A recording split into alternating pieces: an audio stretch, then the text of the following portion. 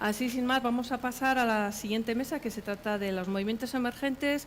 La va a moderar María Camino Marcenilla, que es la jefa de la sección de Recursos y Desarrollo Estratégico del Departamento de Cultura, Deporte y Juventud del Gobierno de Navarra, experta en mecenazgo, licenciada en Humanidades y doctora en Filosofía y Letras por la Universidad de Navarra, máster en Gestión Cultural, Música, Teatro y Danza por la SGAE y la Universidad Complutense de Madrid. Muchísimas gracias.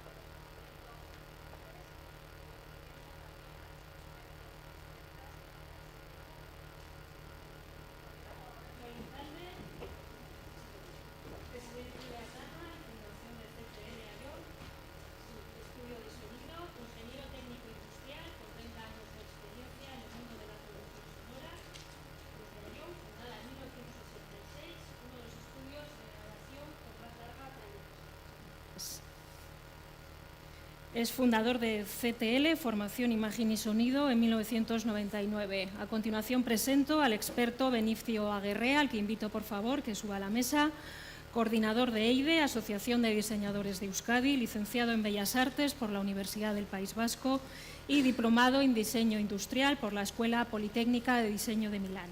Diseñador industrial, gráfico y interior, primero como freelance y desde el 2000 con CircularCon. Verónica Buey, por favor, a la que llamo a esta sesión, experta en transformación digital de las industrias culturales y creativas y adjunta a la dirección del clúster ICT Audiovisual de Madrid, experta en marketing, desarrollo de negocio desde el 2008, adjunta a la dirección del clúster ICT Audiovisual Madrid, ha promovido, desarrollado y gestionado 7 proyectos europeos en investigación más desarrollo en el campo de las TIC y de las industrias creativas digitales. Carmelo Puyo, Grupo de Investigación en Diseño Industrial de la Universidad Pública de Navarra, posgraduado en Ingeniería del Diseño por la Universidad del País Vasco, diseñador freelance y profesor en el campus de Tudela de la Universidad Pública de Navarra, responsable en proyectos en Innoerea Consulting, especializada en gestión, diseño, desarrollo y edición del producto hasta 2014. José Ramón Alfaro, Grupo de Investigación en Diseño Industrial de la Universidad Pública de Navarra, aquí sí, aquí lo he dicho bien, doctor ingeniero industrial y profesor de proyectos de la Universidad Pública de Navarra, experiencia en desarrollo de producto como investigador principal en diversos proyectos de colaboración con empresas desde la universidad con resultado de 5 patentes de invención. Muchas gracias. Y, por último, Carlos Naya, director del Departamento de Teoría, Proyectos y Urbanismo de la Escuela de Arquitectura de la Universidad de Navarra, grado en Diseño, doctor arquitecto y profesor contratado doctor en el área de expresión gráfica y representación arquitectónica. Investigador en la teoría de la arquitectura moderna, ha participado recientemente en una edición crítica de uno de los libros de Le Corbusier. Sin más, como ya vamos un poquito tarde de tiempo, cedo la palabra por orden, digamos, pues si os parece, por el orden en el que estáis o a la inversa, como queráis. Y simplemente acabaré yo con la última parte hablando del mecenazgo cultural. Y bueno, muchas gracias a todos y ya sabéis que tenéis 10 minutos y adelante. Bueno, pues adelante. Bueno, pues buenas tardes. Yo habiendo escuchado ya lo que se ha dicho y viendo un poco los compañeros que estamos aquí arriba, pues creo que la experiencia que puedo contar, o lo que yo puedo hacer es hablar un poco sobre mi experiencia como emprendedor. Diría yo que sería un poco esa parte, como emprendedor, y luego os hablaré un poco del tema de asociación. Como emprendedor porque, aunque cuando yo empecé no se llamaba así, en aquellas épocas, hace 30 años, también muchas veces cuando estábamos en el sector cultural o creativo, pues la única posibilidad que teníamos era ser emprendedor, crear una empresa. Cuando yo acabé mis estudios y mi mili, cuando se hacía la mili, pues yo tenía mucha afición por la música y a pesar de que había estudiado ingeniería industrial, pues pensé que tenía que probar en mantener esa afición y en desarrollarla, ¿no? Y en Pamplona, pues en aquel momento creé con otro compañero, con otro compañero, Estudios Arión, que era un estudio de grabación que, como os digo, ahora justo estos días cumple 30 años y por eso decíamos lo de seguramente uno de los más antiguos, porque verdaderamente no es fácil encontrar empresas de este estilo que tengan tantos años. En aquel momento verdaderamente no sabíamos lo que iba a pasar, o sea, fue tirarnos un poco a la piscina, fue tratar de seguir nuestra ilusión, nuestra afición por la música y por la creatividad y por la parte artística. No era fácil ser contratado en ninguna empresa donde lo pudiéramos desarrollar, entonces creamos esta firma, un estudio de grabación donde durante años, hasta ahora, se han ido haciendo producciones discográficas, audiovisuales, etcétera, de radio, de cuñas de publicidad, nos ha tocado voy a personalizar, me ha tocado toda la evolución, lo cual ha supuesto pues digamos que una amenaza, ¿no?, en el recorrido que hemos llevado hasta ahora. Cuando empecé en Arión, pues lo que hacíamos era discos LPs y cassettes, cintas de cassette, cosa que a alguno de los más jóvenes de aquí pues ya ni les suena seguramente, ¿no? Y los sistemas de grabación eran analógicos, eran costosos, eran lentos, pero a pesar de eso, pues era lo más moderno que había y verdaderamente todo el mundo se hacía así. Me tocó en la primera transformación digital, cuando surgió el CD de audio, los años 80, primeros de los 80, ya dejamos de grabar LPs, empezamos a grabar discos de CD, el cassette fue desapareciendo y los sistemas de grabación empezaron a pasar de analógico a digital. Al principio se seguían utilizando máquinas, se seguían utilizando magnetofones, que eran equipos muy costosos, pero posteriormente ya llegó lo que es la actualidad, la participación de toda la industria informática en esta parte creativa. Lo mismo que hablo de sonido, podría hablar de vídeo. Cualquiera de los que os dedicáis a eso, os podéis acordar que en aquella época se grababa en cintas analógicas, unas máquinas tremendas, y en la actualidad, acortando todo este camino, pues ya cualquiera puede tener en un ordenador un programa informático complejísimo, completísimo, donde se pueden hacer muchísimas más cosas que las que se hacían antes, más rápidas, con más calidad, etcétera. Por tanto, hasta la actualidad ha cambiado también el sistema de negocio. En aquella primera época se vendían discos, se vendían cassettes, era el negocio, el que los grupos grababan y luego vendían y con eso amortizaban su inversión y los estudios cobraban y era un sistema que funcionó durante unas décadas del siglo XX, pero que en este momento ya no funciona así.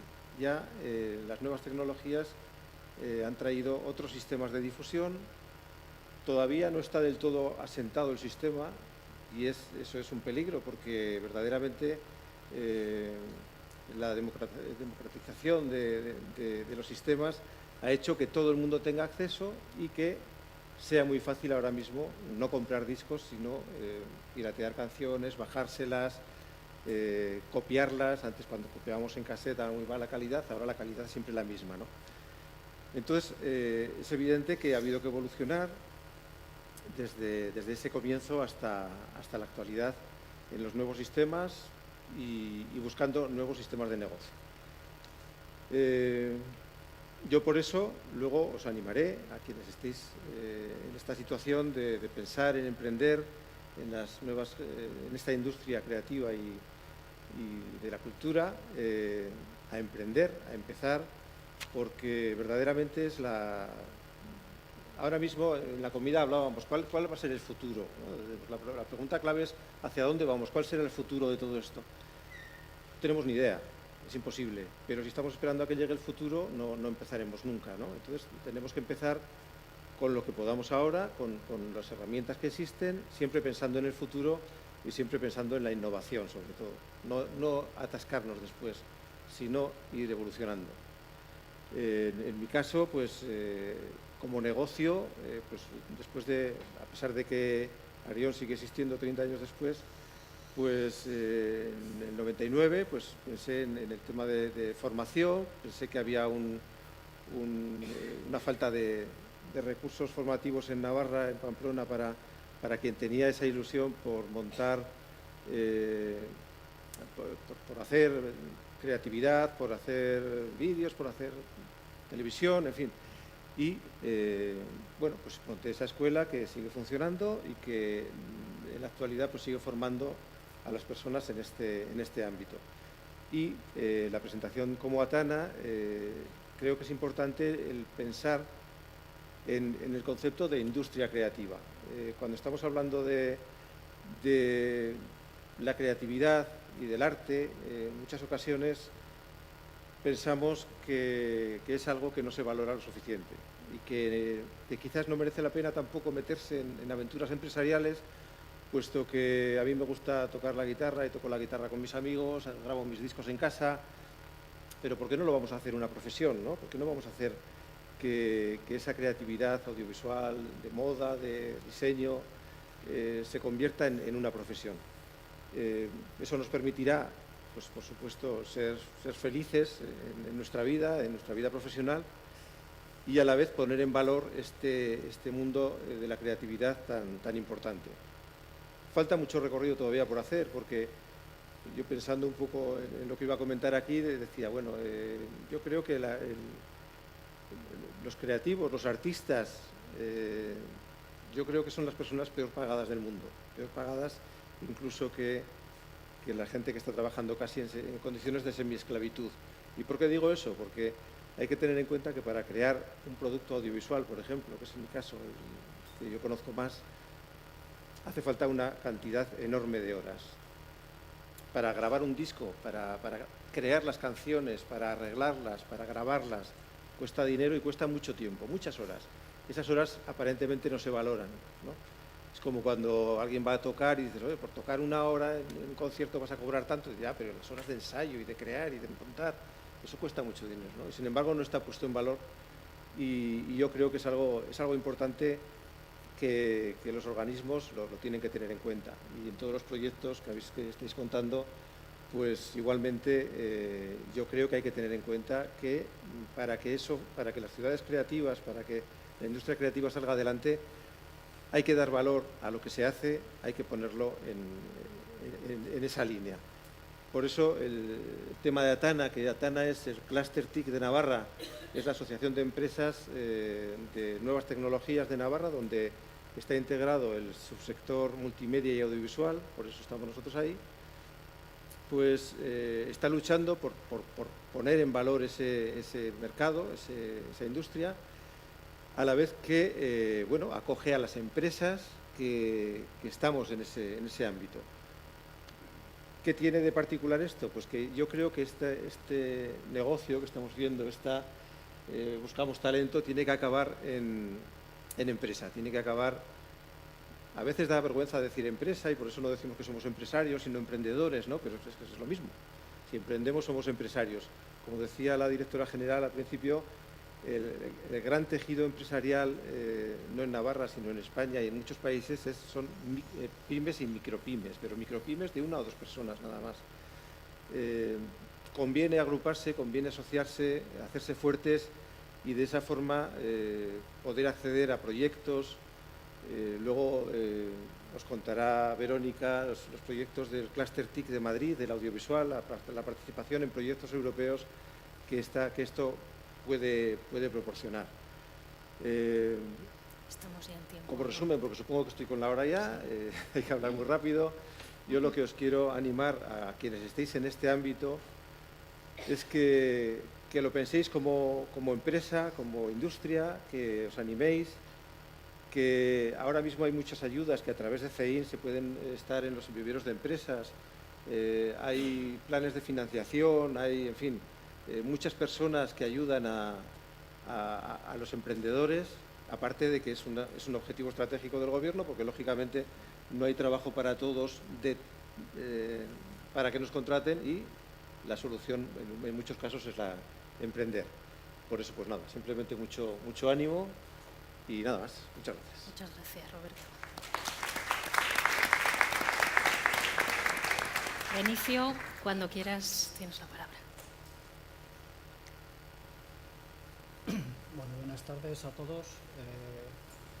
Dar las gracias también, lógicamente, a CEIN y al Ayuntamiento de Pamplona por esta invitación y por organizar esta jornada. Mientras hablo, pasará un audiovisual de los trabajos de los socios de la asociación. La Asociación de Diseñadores de Euskadi cumple este año 30 años.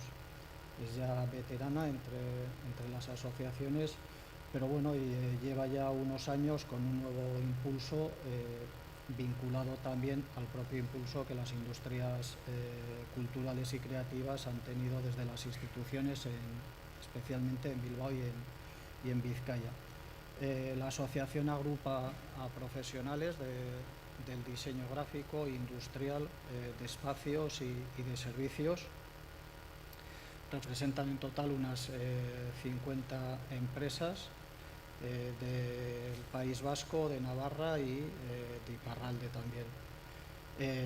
La asociación, los objetivos un poco a lo largo de estos 30 años no han cambiado demasiado: promocionar y dar visibilidad al diseño como herramienta de competitividad, dar visibilidad también a los profesionales de la asociación, poner en valor su trabajo, ayudar a los estudiantes a acceder al mercado laboral, etc. Sí es importante destacar, yo creo, una doble vertiente que siempre desde el principio ha tenido la asociación, que es actuar como asociación profesional y actuar como asociación empresarial. Como asociación profesional ha podido estar más vinculada a proyectos expositivos. Como asociación empresarial, pues en los últimos años está tratando de ayudar a las empresas a internacionalizarse, y en estos momentos estamos metidos en un proceso de reflexión que hemos llamado Basque Design Industries, en el que queremos un poco recoger la idea de que el diseño es un sector, de que las empresas de diseño son un sector industrial, y de que las empresas que incorporan el diseño como herramienta estratégica forman parte también de ese sector. Entonces estamos en un proceso en el que lo que pretendemos es que la asociación sea capaz de liderar y de articular el sector del diseño en el País Vasco, en el que caben desde las empresas, desde las consultoras de diseño, a los centros de formación y de investigación, las empresas que incorporan el diseño, las instituciones, las asociaciones empresariales y los clústeres. Ese es un poco el trabajo en el que estamos ahora, partiendo también de una reflexión interna, pero con una fase en la que trabajaremos pues, con todos los y cada uno de los agentes que he detallado aquí. Yo creo que es un salto importante para nosotros, no solo como asociación, sino como sector, ¿no? A pesar de llevar 30 años la asociación, todavía el trabajo que queda por hacer es bastante grande, y yo creo que ahora lo afrontamos quizás con mejores mimbres que en el pasado. Otro de los retos en los que estamos interesados y en los que estamos trabajando y colaborando también con las instituciones y con los centros de formación es en posicionar el diseño en la innovación. Es decir, ahora puede parecer extraño, pero hasta hace unos años hablabas de diseño en agencias responsables de la innovación y no encontraban qué tenía que ver, ¿no? Tenían una visión muy reductiva del diseño. Hoy en día eso está cambiando, más fuera de aquí, si queréis, que en el conjunto de España. En el conjunto de España todavía hay un cierto retraso respecto a lo que se está haciendo fuera de aquí, no solo en Europa, sino en el resto del mundo, donde ya el diseño y la innovación van de la mano y es algo más que asumido. Creo que tenemos que hacer un esfuerzo desde el propio sector también por entender que el diseño tiene que ampliar un poco sus ámbitos, sus campos de actuación, con las empresas, con los centros de formación, con los emprendedores, proyectos como el que comentaba antes Eva, que hicimos con Bilbao Ekintzak. Lo que pretendía precisamente era eso, incorporar el diseño en procesos de creación y de ideación de modelos de negocio o de proyectos de negocio, ver cómo el diseño podía intervenir y mejorar esa definición. Yo creo que tenemos ahí un trabajo importante por hacer, y es el de trabajar más en el diseño como una forma de pensar, como una forma de actuar, como una forma de utilizar herramientas y de dotar de herramientas a las empresas. Podemos trabajar en todos los sectores, no solo en aquellos que tienen un producto propio. Antes lo comentaba en la comida, también en el sector agroalimentario se están haciendo experiencias de incorporación del diseño. Por tanto, el campo y el ámbito de trabajo y de actuaciones es mucho, ¿no? Y es mucho el trabajo que tenemos por hacer. A nivel nacional, por ejemplo, se está trabajando también con el impulso del Ministerio de Economía y Competitividad en incorporar el diseño a las plataformas tecnológicas, y se ha creado un grupo de trabajo específico que representa el sector del diseño para incorporar el diseño a las plataformas tecnológicas de España. Un poco puede ser el equivalente a los clústeres. Eso que ya se está haciendo a nivel europeo, y que desde la Unión Europea a través de Design for Europe está recibiendo ya un impulso claro desde, yo creo, 2010. Pues bueno, aquí se está empezando a hacer ahora, ¿no? En el País Vasco también se está incorporando el diseño al plan de ciencia y tecnología, no solo el diseño, sino las industrias culturales y creativas. Es decir, hay proyectos vinculados a la innovación de empresas vinculadas a la lingüística, por ejemplo, a la música o a la danza, y por tanto es un poco ahí donde creo que tenemos que trabajar, ¿no? Y luego ya un poco desde el punto de vista de la empresa o de la visión empresarial, yo creo que es importante también crear estructuras y crear empresas que tengan una componente y una visión clara de gestión. Es decir, siempre es complicado combinar la gestión y la creatividad, que el diseñador se convierta en empresario. Al final acabas dejando una cosa o la otra. Si dejas de diseñar, pierdes un poco lo que es el valor de tu empresa, pero si desatiendes la gestión, pierdes competitividad. Entonces yo creo que es importante también que en ese trabajo con los centros de formación, por ejemplo, seamos capaces de preparar gestores, personas jóvenes preparadas para gestionar empresas como las nuestras, con las particularidades que tienen las industrias culturales y creativas, de modo que los creativos puedan seguir creando, los diseñadores puedan seguir diseñando, pero esas empresas crezcan, sean competitivas, sean capaces de internacionalizarse, etc. Entonces yo creo que esos son un poco los retos en los que desde la Asociación de Diseñadores de Euskadi estamos trabajando, y son un poco los retos en los que al final nos encontramos si hablamos con las instituciones aquí en Navarra o en Euskadi, o ahora que estamos también elaborando un acuerdo de colaboración con la Federación de Diseñadores de Aquitania. Nos encontramos un poco que la problemática y el terreno en el que estamos trabajando es un poco el mismo. Nada más, muchas gracias a todos y buena jornada.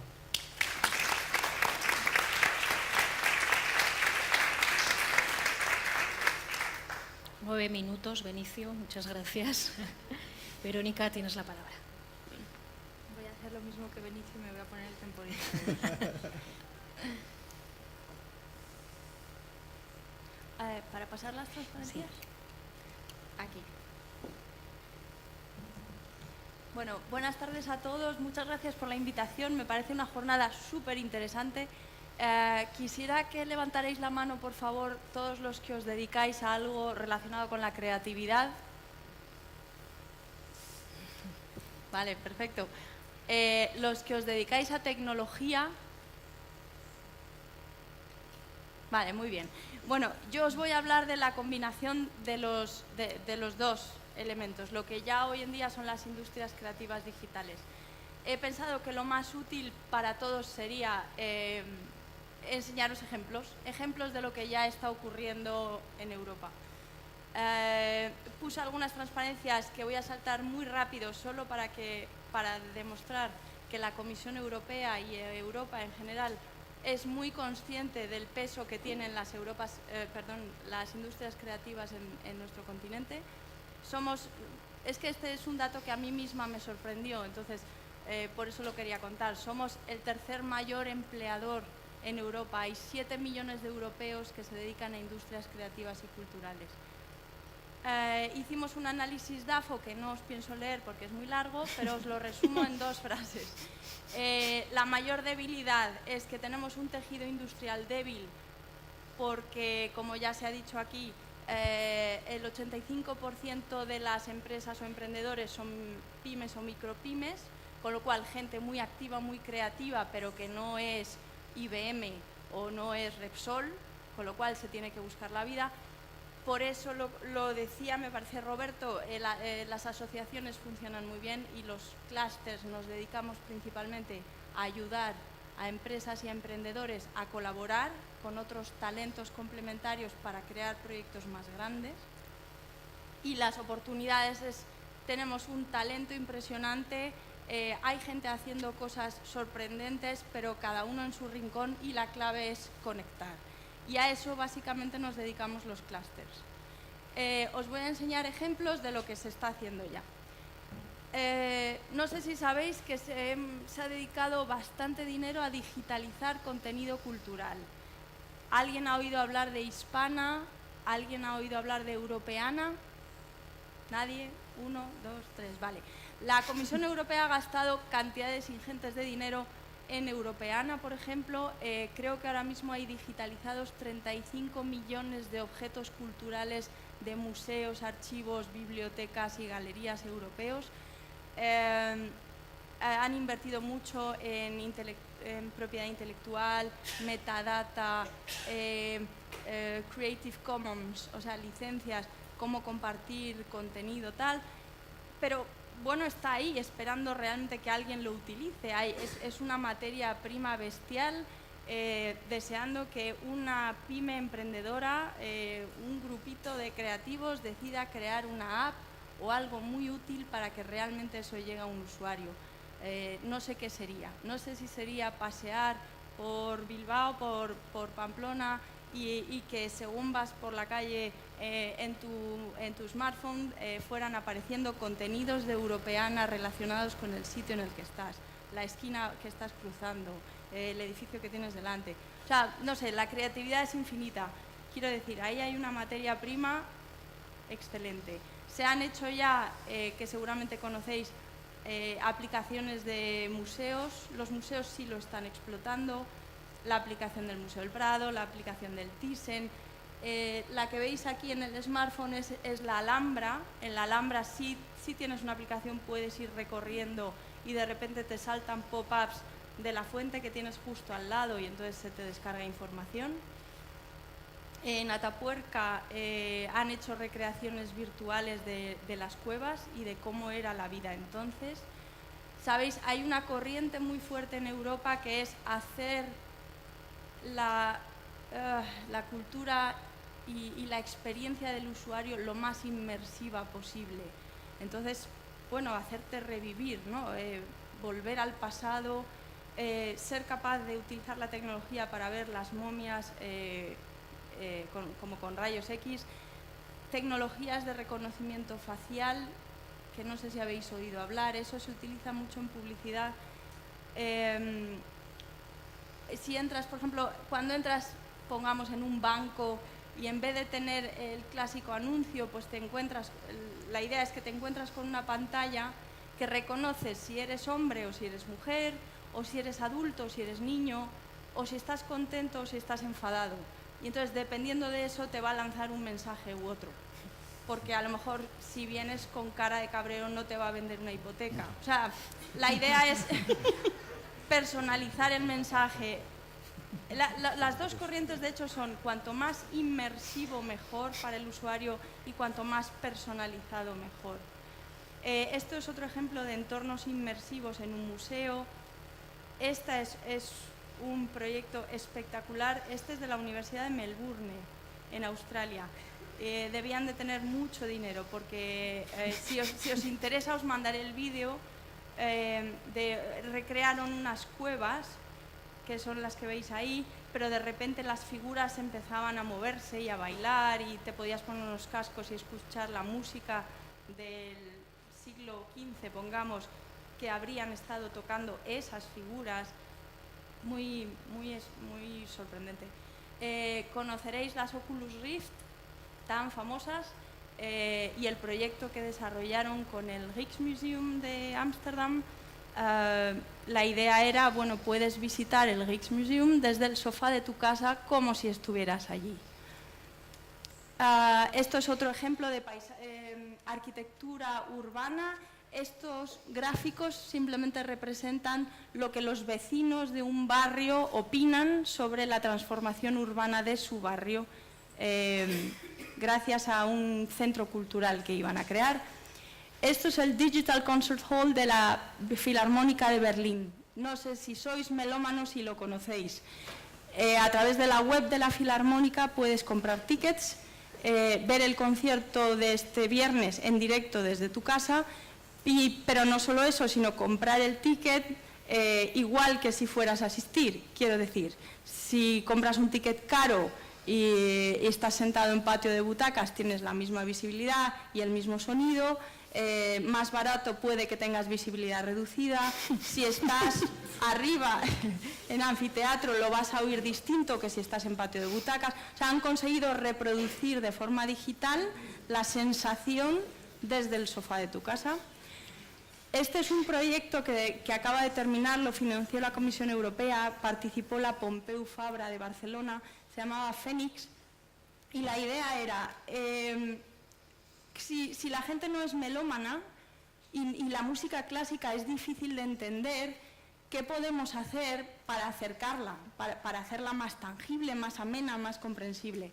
Entonces, han creado una aplicación, te vas con tu tablet al concierto, y entonces puedes hacer muchas cosas con la tablet. Puedes seguir la partitura y ver por dónde van, saber en ese momento qué instrumentos están tocando, y los músicos a la derecha, puedes ampliar la información sobre quiénes son esos músicos.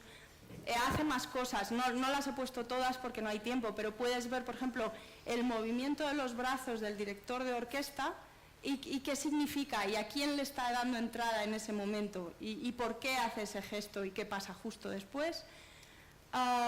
¿Conocéis el Guitar Hero Live? Tengo el vídeo, pero no me va a dar tiempo a ponerlo. Tocas la guitarra como si estuvieras tocando con el grupo en el concierto.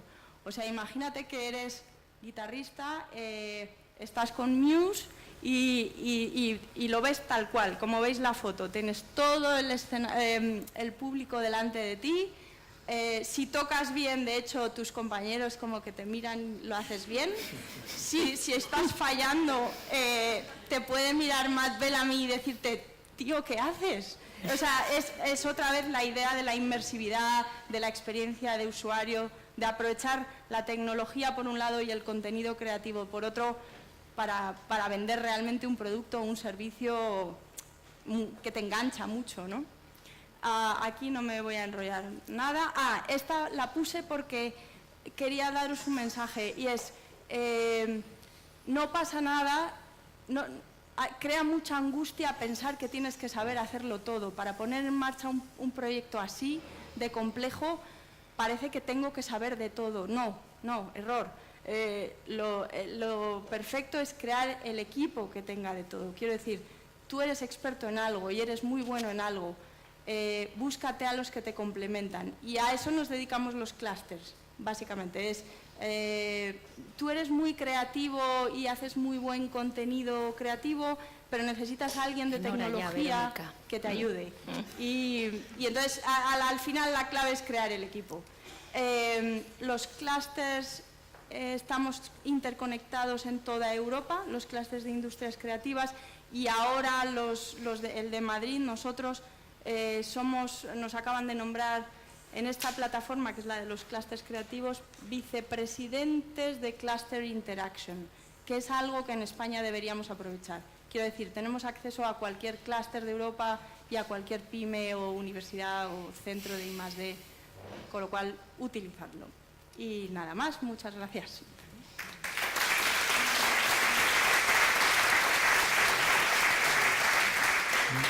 Gracias, Verónica. María, nos tenías que haber traído unas guitarras para probar desde el escenario.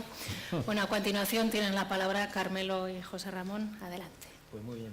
Pues muchísimas gracias a CEIM por invitarnos, a los asistentes y a mis compañeros ponentes por las magníficas exposiciones que están haciendo.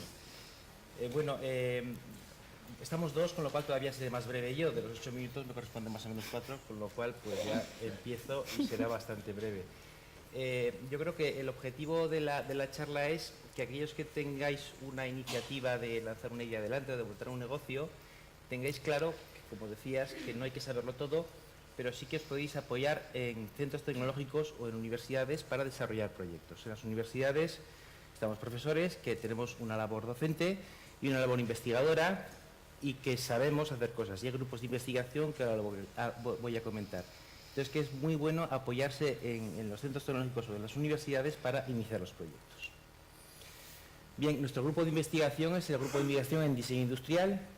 Voy a citarlo brevemente. Voy a hacer una breve exposición de esos laboratorios de diseño industrial que tiene la Universidad Pública de Navarra. Y luego, Carmelo lo que hará es una exposición de esos ejemplos de los que se ha hablado, de esas experiencias con emprendedores que han iniciado una idea y que la han puesto en marcha con nosotros y luego ya han seguido ellos adelante. Bien, los grupos de investigación en la Universidad Pública de Navarra hay unos 100 grupos de investigación. Estamos hablando de la Universidad Pública de 850 más o menos investigadores y lo que hacemos es diferentes líneas de investigación. En concreto, la nuestra está en el departamento de proyectos. Yo soy del área de expresión gráfica en ingeniería. Y las líneas de investigación que tenemos son principalmente diseño de productos industriales, innovación de productos y técnicas y metodologías, dirección y gestión de proyectos. También tenemos otras líneas de investigación, pero las que vienen al caso del tema de hoy, del diseño industrial, son estas que he citado brevemente. Bien, el equipo estamos 12 investigadores, aquí hemos puesto solo 6. El perfil de los investigadores en los grupos, casi todo de ingeniería. Tenemos, pues como con el caso de Carmelo, que es diseñador industrial, pero bueno, pues tenemos algún ingeniero agrónomo e ingenieros industriales principalmente. Y ahora paso brevemente a lo que son las instalaciones de la Universidad Pública en cuanto a diseño industrial. Son unos laboratorios, pues no al uso como son laboratorios de ingeniería industrial. Aquí tenemos pues unos laboratorios de materiales blandos donde se desarrollan proyectos y se puede ver maquinaria de tipo casi de carpintería, ¿no? Como puede haber alguna cepilladora. Otro laboratorio que tenemos, es curioso, los alumnos que hacen diseño industrial en nuestra universidad también tienen laboratorios donde hacen cerámica o barro. Ahí tenemos un horno para cocer cerámica. En este caso lo que tenemos aquí es un laboratorio de materiales polímeros, es decir, de fibras de carbono, etcétera. Lógicamente también hay instalaciones de laboratorios de ensayos para probar toda la serie de materiales. En este caso, pues una máquina de termoformados, una técnica muy utilizada en el diseño industrial, o una pequeña máquina de corte por láser para serigrafiar o para hacer pequeños prototipos, un pequeño centro de mecanizado o, como digo, un horno de un tamaño bastante considerable para hacer curado de materiales de fibras de carbono o Kevlar. Otra cosa que tenemos que está muy de moda ahora, pues el tema del prototipado rápido. Tenemos 3 tecnologías: sinterizado o deposición de hilo, otra de una impresora 3D en color, pues para esa fase de diseño de productos. Y estos son algunos ejemplos, ¿no?, de diseño industrial, de elementos pues que no son prototipos funcionales, pero sí son prototipos estéticos que se desarrollan en diferentes proyectos. Estos otros, pues como podemos ver, diferentes alternativas de productos no a nivel funcional. En este caso, pues piezas preparadas para hacer, en este caso, series de moldes de silicona. Otros más. En este caso, pues eso, piezas para hacer moldes de silicona en series cortas de piezas. O moldes para hacer piezas en termoforma, otra técnica que se utiliza muchísimo en la creación de productos de diseño industrial. Este es un ejemplo que tenemos de un proyecto que se desarrolló en la universidad sobre, el caso que aparece aquí es un molde de una pieza para hacerla de fibra de carbono, pero el ejemplo es que lo que se trataba era de hacer una cesta punta de fibra de carbono. El problema que tenía aquí el contacto que tuvimos, y por eso desarrollamos el proyecto, es que la cesta punta se va a dejar de jugar no por los jugadores, sino por los artesanos. Entonces los artesanos ya no hay tantos artesanos, son muy caros, es muy caro hacer cada elemento, hay 3 o 4 artesanos que pueden hacer este tipo de herramientas para jugar, y lo que se propuso es precisamente sustituir todo ese elemento tradicional, la madera, el castaño, por elementos innovadores, y sobre todo que una persona que no tuviera la habilidad del artesano para elaborar estas herramientas, que son costosas en tiempo y que hace falta muchísima experiencia, pues con tecnologías nuevas pudiera desarrollarla. Y bueno, y funcionó bastante bien. Decir que todas estas instalaciones están en el campus de Tudela. El campus de Tudela inició su actividad pues en el 2006, y el grupo de investigación todavía tuvo más crecimiento porque al implantar una titulación de diseño industrial en Tudela, pues incorporó más personal a la universidad, específico en diseño industrial, y luego la propia labor de formación de diseñadores industriales pues le ha dado más peso a nuestro grupo de investigación de diseño industrial. Y sin más, cedo la palabra a Carmelo. El grupo de investigación, además de realizar diferentes tipos de actividades que van desde, por ejemplo, la organización de las jornadas de diseño industrial que organizamos en el campus cada año, y a lo que os invitamos que asistáis para su próxima edición. Se hacen proyectos de investigación pura, es decir, que no son iniciados por el interés de los profesores del grupo de investigación, y luego hacemos proyectos de colaboración con empresas, que es un poco lo que hemos venido a comentar. Vale, estas son unas imágenes de las últimas jornadas que hicimos, en las que participó María. Solemos invitar a diseñadores de toda España y demás a que cuenten sus experiencias, y bueno, es decir, conseguimos un poco motivar a los alumnos. El otro tipo de proyectos que se desarrollan dentro del campus son proyectos como esta incubadora, que son proyectos de investigación que derivaron en patentes y que se desarrollan en iniciativa de profesores de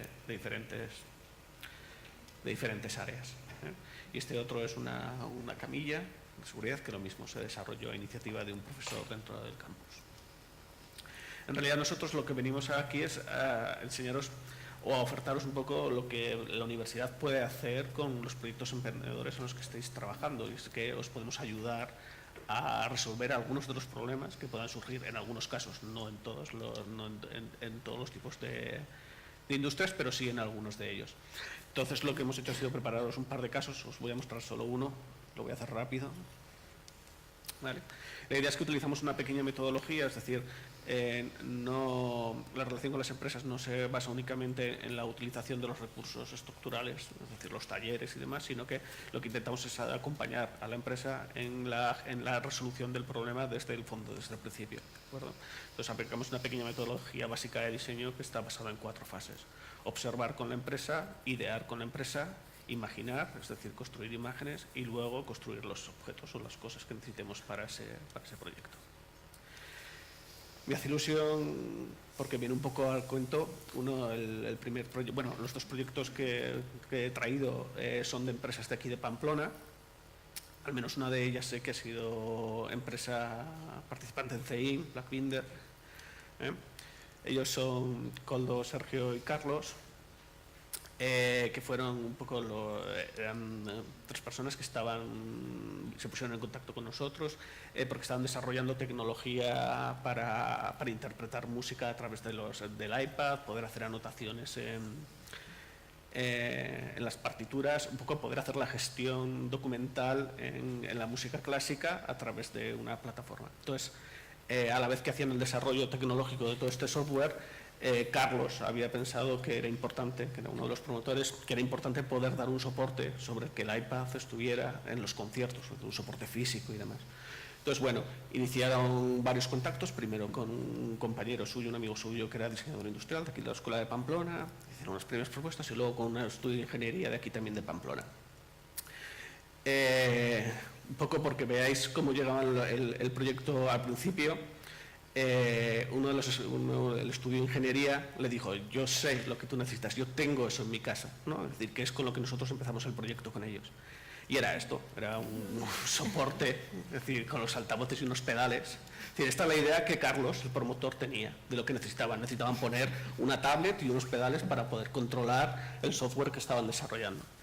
En ese punto se pusieron en contacto con nosotros y empezamos a trabajar con ellos. Ellos inicialmente con la idea de, creo recordar, estaba con un tema de prototipos y demás. La cuestión es que les planteamos un poco el proceso y entramos en una colaboración más a fondo.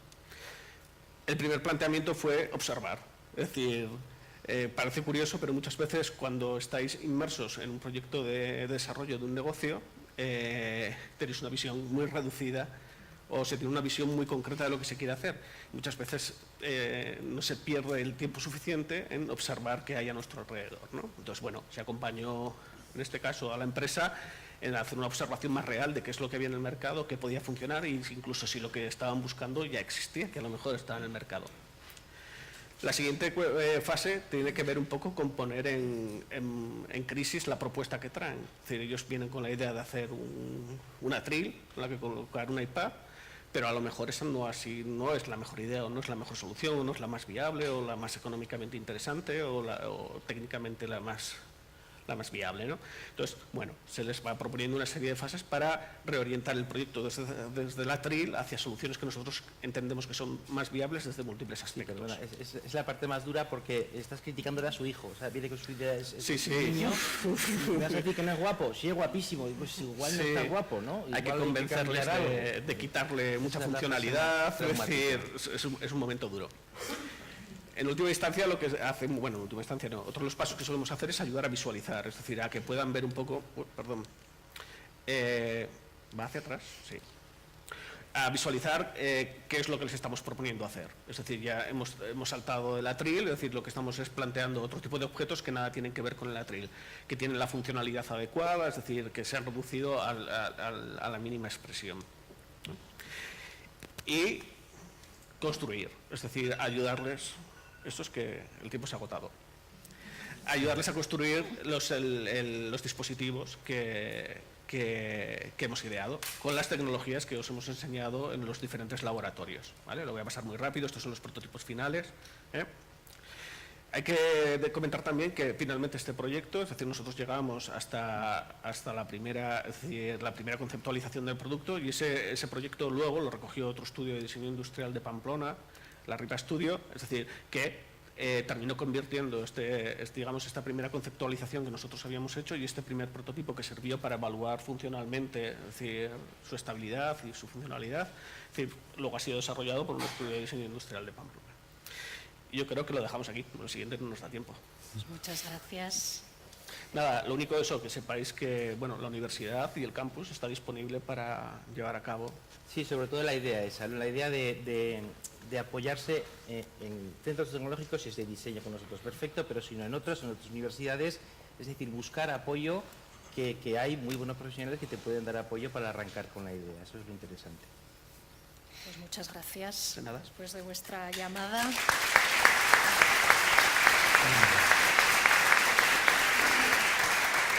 Llamada y disposición, pues tiene la palabra Carlos. Vale.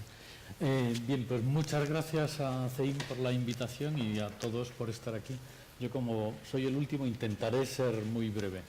Yo quiero simplemente presentar una aventura en la que estamos involucrados en la Universidad de Navarra que he traído una información que veo que algunos tenéis, otros se puede coger a la salida y si tenéis más cuestiones luego pues se puede preguntar.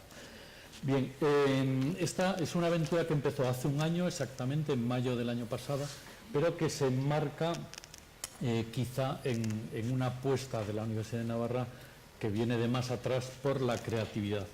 Durante unos cuantos años en la Universidad de Navarra estaba la Escuela de Arquitectura, que el año pasado celebramos 50 años y que nos dedicábamos a la creatividad, pero seguramente éramos los raros, estábamos al otro lado del río y allí no había mucho más creativo. Luego apareció la Facultad de Comunicación, ha habido un departamento de Bellas Artes, de arte pues, importante. En los últimos años esto se ha desarrollado mucho con la aparición de un elemento que es ISEM. ISEM es un instituto de gestión de empresas de moda que está en Madrid y que se incorporó a la Universidad de Navarra hace apenas 10 años.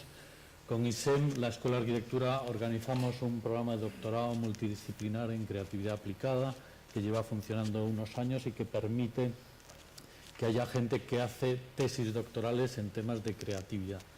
Y de esa manera casi pues empezamos la casa por el tejado. Realmente teníamos un máster, teníamos un doctorado y hace justo un año, en mayo del año pasado, pues el vicerrector de la universidad y el director de la Escuela de Arquitectura, a Miguel Ángel Alonso del Val, actual director de la Escuela de Arquitectura, y a mí nos propusieron que pensáramos un grado en diseño.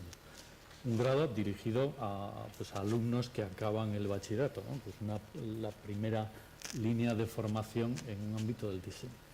Bien, nosotros nos encerramos en casa de Miguel Ángel y estudiamos el terreno, y entonces descubrimos que en España había nada menos que 47 grados en diseño, que no son pocos. De esos, la mitad aproximadamente son diseño industrial o algo relacionado con el diseño industrial, lo cual ya marca una orientación, ¿no? Pues quizá técnica.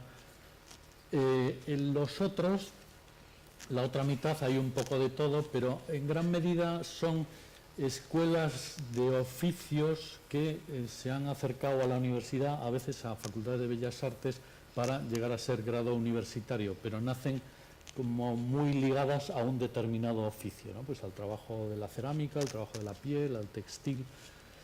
Y bueno, y hay escuelas fantásticas en España, como pues algunas en Barcelona, o sea que realmente hay una oferta buena. Bien, lo que veíamos es que precisamente no hay un grado en diseño general. Entonces, antes me preguntaban, que es la pregunta típica, pero ¿diseño de qué? Entonces, nuestra propuesta al rector de la universidad fue diseño de nada. Y bueno, causó bastante impacto, de manera que lo que proponíamos era pues hacer un grado muy básico en diseño general, aprender qué es el diseño desde un punto de vista muy cultural y artístico. Bien, antes no he mencionado, hace justo año y medio aparece en la Universidad de Navarra un elemento clave, que es que se inaugura el Museo de Arte Contemporáneo, construido por Rafael Moneo y con una importante colección donada por María Josefa Huarte. Y bueno, con lo cual en el campus aparece pues como un tronco gordo en la hoguera que apoya esta iniciativa. Bien, entonces hicimos esa propuesta de diseño de nada y hombre, nos dijeron que bien, pero que un poco más había que concretar, porque si no la gente... Bueno, entonces manteniendo ese espíritu de un grado muy general, muy cultural y muy artístico, pues llegamos a definir 3 menciones que no queremos que sean ni siquiera especialidades, sino simplemente pues unas orientaciones dentro del grado, que son producto, moda y servicios. De estas, las 2 primeras son más conocidas, pues producto es objetos, ¿no? Pues desde mueble hasta cualquier objeto, moda es de sobra conocida, y aparece servicios, que es algo bastante novedoso en España y que existe en otros países como Italia, Inglaterra, Estados Unidos, y que estamos convencidos que es realmente la profesión del futuro. Ahí poco a poco nos vamos convenciendo de que realmente el diseño es la profesión del siglo XXI. Bien, el diseño de servicios se entiende como el diseño del espacio y todo lo que ocurre en el espacio pero no solamente desde el punto de vista físico, que eso podría ser pues la arquitectura o el diseño de interiores, sino algo que va más allá, que incluye la experiencia. De manera que el diseño de servicios pues recoge pues el diseño de stands, el diseño de ferias, el diseño de exposiciones, el diseño de presentaciones, incluso de reuniones de empresa. Pero a medida que lo vamos contando, por ejemplo, el lunes estuvimos en Volkswagen, contándoles el grado en diseño. Y evidentemente no vamos a diseñar coches, o sea, Volkswagen tiene sus diseñadores de coches, pero ellos inmediatamente descubrieron, bueno, ¿quién diseña la experiencia de visitar Volkswagen? ¿Quién decide cómo te reciben en Volkswagen? Y nos decían allí, bueno, todos los años hacemos la cena de jubilados de Volkswagen. ¿Quién diseña la cena de jubilados de Volkswagen? E incluso yendo más allá nos decían, Volkswagen en unos años no será una fábrica de coches, sino que será una empresa de servicios de movilidad. ¿Y quién diseña los servicios de movilidad? Y ahí podemos...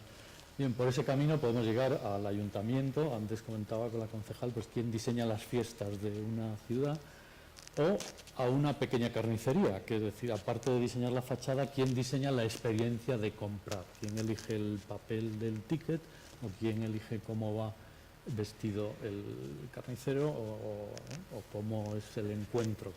Bien, lógicamente el diseñador no es alguien que sabe de todo, antes salía el equipo y seguramente este diseñador es un coordinador, un líder de un equipo de diseño donde habrá gente que sabe de sonido, gente que sabe de iluminación, gente que sabe de diseño gráfico.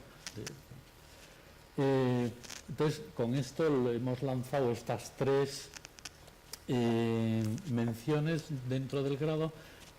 Estamos planteando un grado internacional, de manera que primero es completamente en inglés y el resto del grado es mitad y mitad.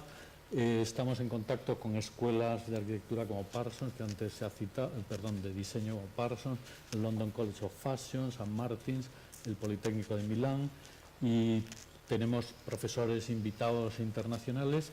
Bien, queremos plantear una enseñanza novedosa, y esto a veces cuando exagero me riñen en mi escuela.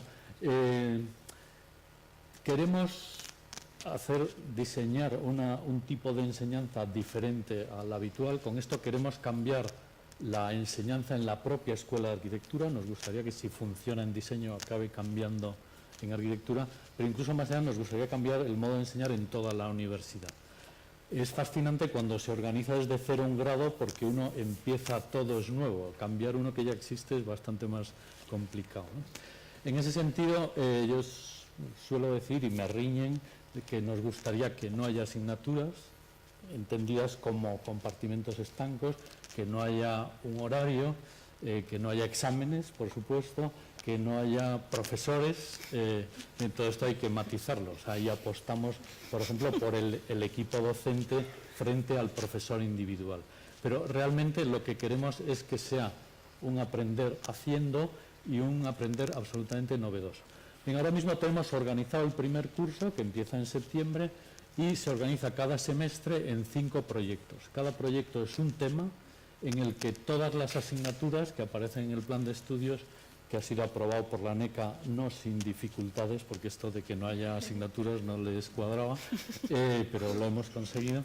Pues cada proyecto, pues por ejemplo el primer proyecto es tipografía, y se trata de diseñar una letra, y ahí hay que enseñar una serie de contenidos de dibujo, de expresión gráfica, pero ahí entran todas las asignaturas. Bien, en esta documentación se puede ver el plan de estudios.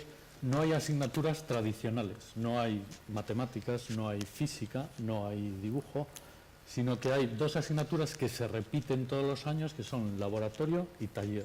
Laboratorio y taller. Y después hay algunas asignaturas culturales que se insertan en esos proyectos que se van haciendo en el laboratorio y el taller. De manera que lo importante es en cada curso la coordinación para que realmente se den todos los contenidos que se tienen que dar dentro de los trabajos que se van haciendo.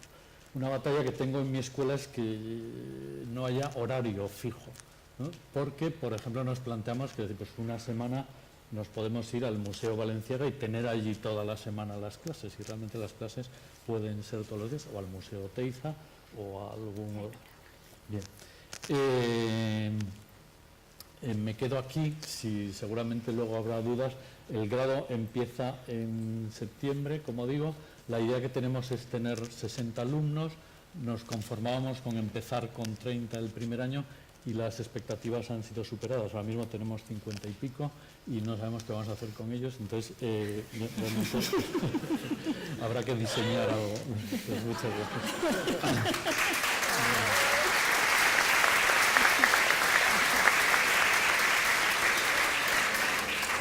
Muchas gracias, Carlos. Pues con ellos laboratorio y diseño, ¿no? Habrá que continuar y taller. Os voy a pedir el mando, por favor, porque Carlos no eras el último, sino que ahora me toca a mí la palabra.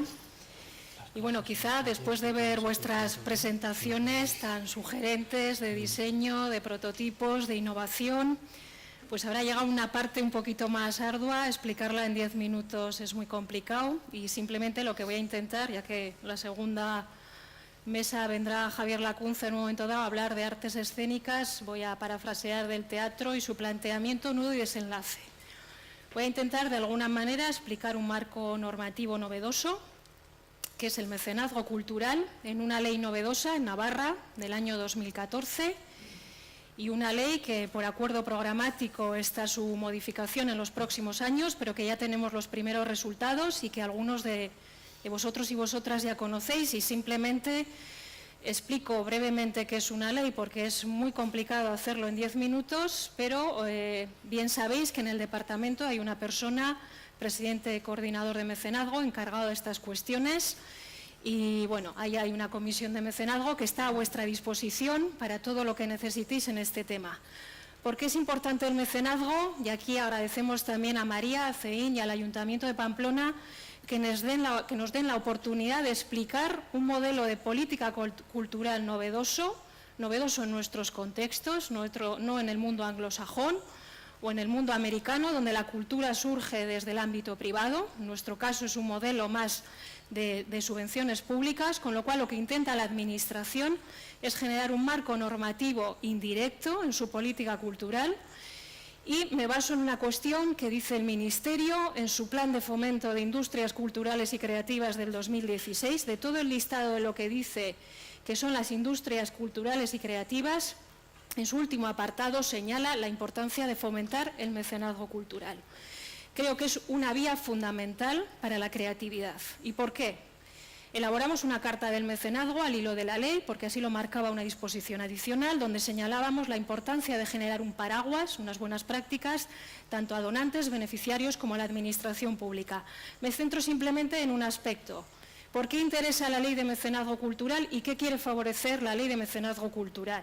El desarrollo cultural, el talento creativo, que eso es lo vuestro, en nuestro caso como Administración es generar el marco normativo para ello, acceder y permitir que el talento creativo sea un derecho cultural, una comunicación interpersonal, utilizar la responsabilidad social corporativa en esa interrelación, generar visión y valores y, como no, una ley que tiene un carácter de liberalidad desinteresada.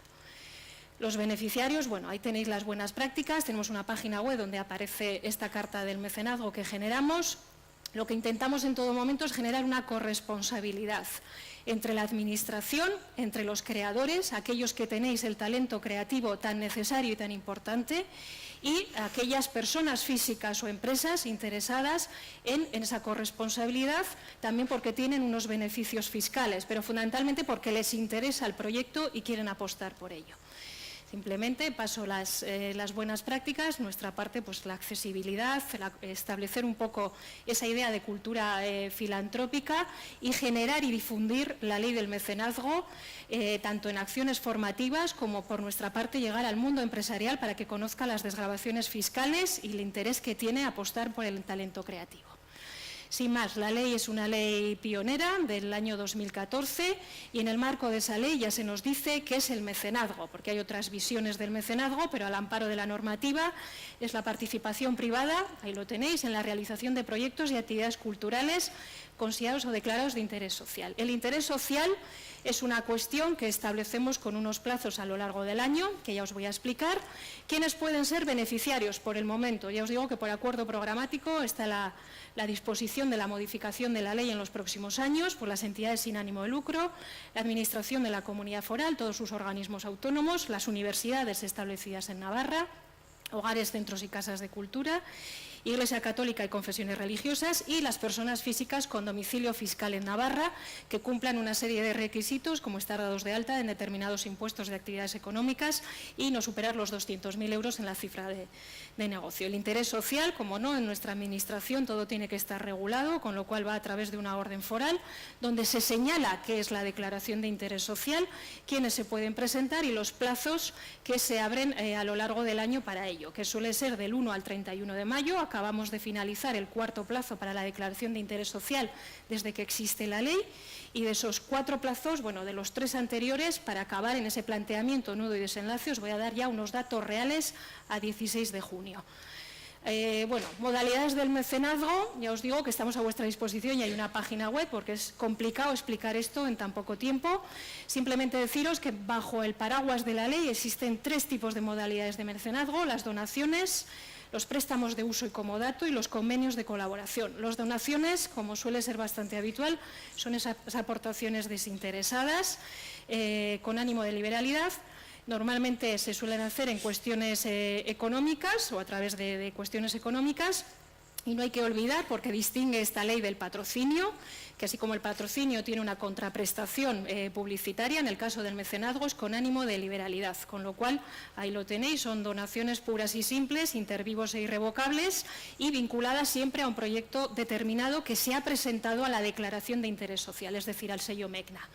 Los préstamos de uso, pues es ese contrato gratuito entre ambas partes que lo que determina en un tiempo concreto es, pues, digamos, la entrega de un bien a otra parte para su utilidad. Es decir, pues puede ser desde un cuadro a una escultura, siempre y cuando, ahí lo dice, se devuelva en las mismas condiciones en las que se facilitó. Es una cesión gratuita y temporal y atiende a una serie de bienes como los de interés local, los de relevancia local, o los de interés cultural. Convenios de colaboración, pues esto es una cuestión también que se puede firmar. Ahí abajo claramente dice no confundir con el patrocinio por esta cuestión que os señalaba de la contraprestación publicitaria, pero es un convenio, digamos, que lo que permite, pues a través de una ayuda económica, de alguna manera es favorecer también ese proyecto declarado de interés social y sí que permite de alguna manera por escrito difundir la participación del colaborador en el proyecto. Existen unas desgravaciones fiscales, tanto para las personas físicas como para las personas jurídicas, sujetas a la normativa tributaria de Navarra, y en este caso pues os pongo un ejemplo, porque en la actualidad esta ley de mecenazgo es la más ventajosa que existe. Se miraron también otros modelos de leyes de mecenazgo, como el caso francés. Bueno, los primeros 150 euros de aportación a un proyecto declarado de interés social tiene una desgravación fiscal del 80%. Esto significa que en la declaración de la renta nos van a devolver posteriormente 120 euros. Exceso sobre los 150 euros, pues la deducción de la cuota del IRPF baja del 80 al 40%. Hay una serie de límites de deducción con una serie de articulado que no voy a entrar. Y en el caso del impuesto de sociedades, es decir, de aquellas empresas que quieran participar en aquellos proyectos declarados de interés social con el sello MECNA, pues también tienen un gasto deducible en la base imponible y después una deducción de la cuota desde hasta los 300 euros y en el exceso de los 300, que ya es del 20%. Hay una serie de límites.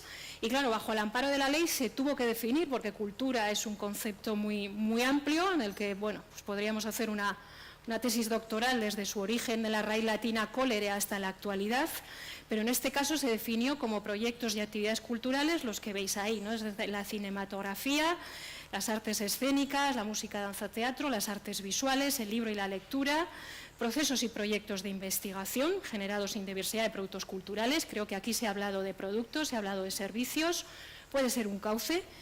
La investigación, documentación, restauración, todo lo que tiene que ver con el patrimonio material e inmaterial, atendiendo a la diversidad lingüística de Navarra, el folclore y las tradiciones populares, y como siempre la normativa deja un apartado un poquito abierto para aquellos proyectos que puedan ser más transversales o interdisciplinares. En este caso, pues se denomina cualquiera de otras actividades artísticas y o culturales.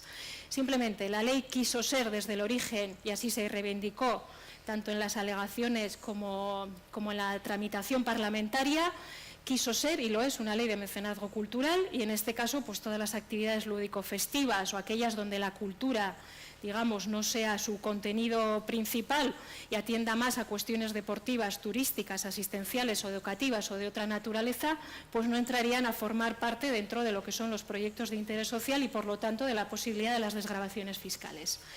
Finalizo en este planteamiento nudo y desenlace con una realidad, que es que Hacienda nos ha facilitado por primera vez en febrero, mejor dicho, los primeros datos de esos proyectos que se han presentado al Departamento de Cultura y que posteriormente se han informado a Hacienda. Y en la actualidad, ya lo veis ahí, que son unos cuantos proyectos, más de 159 los que hemos recibido en los plazos desde octubre del 2014. Y los resultados que nos dice, pues un dato que llama muchísimo la atención, dado que, vuelvo a repetir, no estamos en un contexto de política cultural acostumbrados al mecenazgo. Hacienda nos ha comunicado que ha habido 1.634.000 euros en donaciones, bajo el paraguas de la ley de mecenazgo, una ley que lleva un año y poco más de recorrido y que necesita de más impulso desde la Administración y de más corresponsabilidad por parte de las personas físicas y de las empresas. Ahí tenéis el número de personas y entidades perceptoras de aportaciones de mecenazgo, han sido 63. Porcentaje de aportaciones de micromecenazgo, esto es muy importante, es una ley, como os decía en las desgravaciones fiscales, que con una aportación de 150 euros uno tiene una desgravación del 80%. En este caso, lo que nos está diciendo la ley es que de aportaciones de personas físicas, es decir, de micromecenazgo, ha sido de un 93%. Esto quiere decir que hay una implicación de la ciudadanía en los proyectos culturales y, por nuestra parte, en la Administración, lo que nos viene a decir es que tenemos que seguir trabajando con el mundo empresarial para que conozca la ley y sus oportunidades. Sin más, unos resultados, unos cuadros que hemos elaborado pues, para ir viendo los posibles resultados. Y sin más, tenemos una página web, www.mecna.es, ahí encontraréis también un teléfono y un correo electrónico, estamos a vuestra disposición en el Departamento de Cultura. Hemos generado este marco normativo que el Plan de Fomento de Industrias Culturales del Ministerio señala su importancia, el mecenazgo cultural, la corresponsabilidad, las fuentes alternativas de financiación y además también pues, señalaban en el inicio de la jornada. El Departamento inicia ahora un trabajo con un proyecto de Interreg, de Industrias Culturales y Creativas, para los próximos años, y desde la Dirección General de Cultura pues, se quiere establecer todos estos cauces pues, para incentivar, digamos, todo lo que es el marco de lo que estamos hablando en esta sesión, las industrias culturales y creativas. Por mi parte, seguro que me he pasado de tiempo y ya lo siento si no se ha entendido, pero es muy difícil explicar una ley tan rápidamente.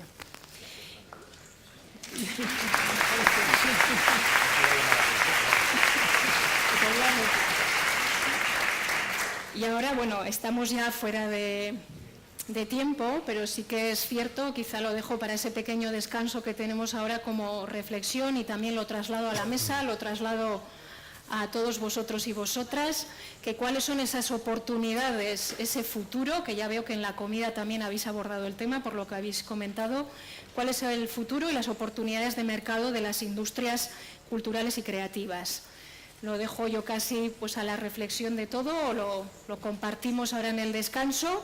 Y ya para cerrar esta mesa voy a presentar, ahora tenemos un cuarto de hora de descanso, presento al moderador de la siguiente mesa, Nuevos Modelos en la Industria Creativa, que es Javier Lacunza, director gerente de NICDO, ingeniero de telecomunicaciones, MBA por el Instituto de Impresa, y con conocimiento, dice aquí la ficha, Javier, de 8 idiomas.